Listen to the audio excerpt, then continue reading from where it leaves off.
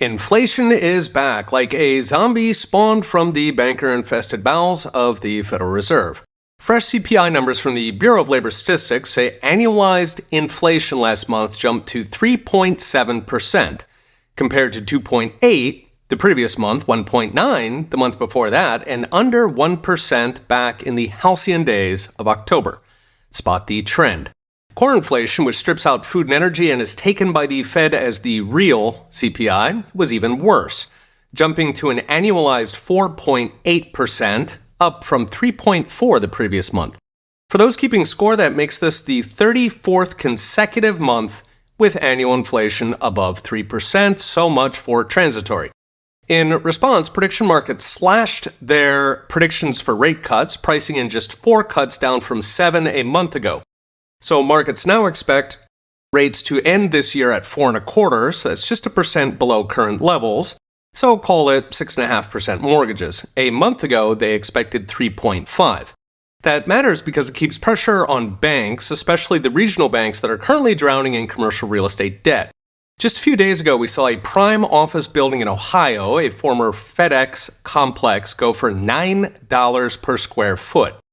To put that in perspective, $9 a square foot would be about $18,000 for a typical house. At $9 a square foot, you can be sure whoever built that thing lost their shirt. And there are billions like it.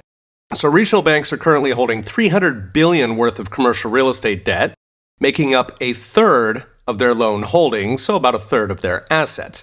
I mentioned just a few days ago Jerome Powell in 60 Minutes saying bank risks are manageable after yet another bailout at New York Community Bank. Specifically, he said regionals may fail, but they'll get bought up by the majors. Well, with high rates now going on for another year, that could come pretty fast.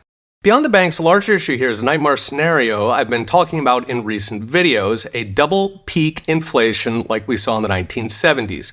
In that episode, much like today, out-of-control federal spending drove inflation to double digits. Back then it was so-called guns and butter, meaning the Vietnam War and the welfare industrial complex that was turning swaths of America's cities into permanent slums where people live on government benefits instead of working. Now back then, as soon as the Fed saw the edge come off inflation, they pulled back on the rates, at which point inflation took off into a gallop, running much higher and much longer, ultimately 5 years, and it only ended with Fed Chair Volcker's scorched earth rates policy, which probably will never happen again since it cost his boss Jimmy Carter his job. So what's next? Brought to you by Unchained.com. In the near term, beyond the banks and runaway inflation, the biggest concern is one I've talked about.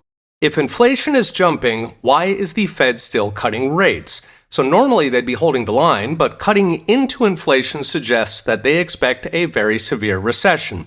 Whatever calming noises Powell makes on 60 Minutes.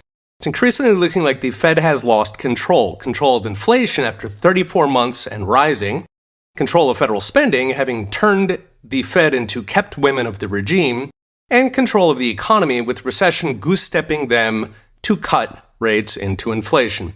I'm increasingly worried about a 1970s stagflation that, given the talent in Washington, could go on longer than 5 years. Okay, we'll be watching. See you next time.